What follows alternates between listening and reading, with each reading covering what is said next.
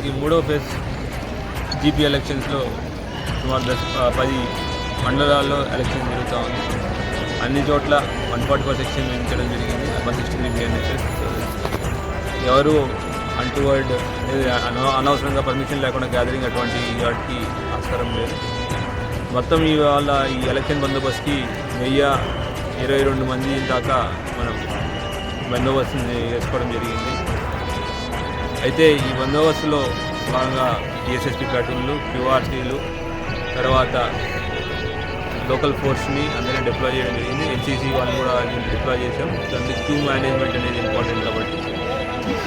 అయితే ఇక్కడ కొన్ని మన దగ్గర పెద్ద పెద్ద మండలాలు ఉన్నాయి. ఒకటి నందిపేట, తర్వాత బాల్కొండ, ఇంకా మోర్తాడు, ఇవన్నీ 8,000 పైచీలు పోతున్నాయి. వాటి గురించి కూడా స్పెషల్ అరేంజ్మెంట్ చేయడం జరిగింది. Striking force, special striking force ఇవ్వడం జరిగింది.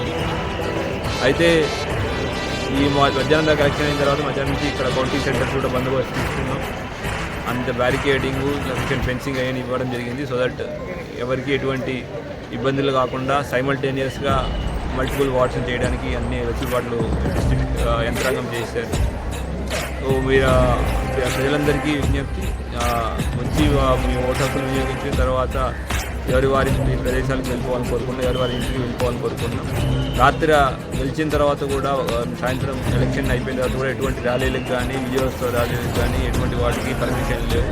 ఎవరైనా తీస్తే వాటి మీద తప్పకుండా కేసు చేయడం జరుగుతుంది. సరే, అన్నారంలో జరిగిన లాఠీ చార్జ్ విషయంలో లాఠీ చార్జ్ జరగలేదు, ఏం జరగలేదు.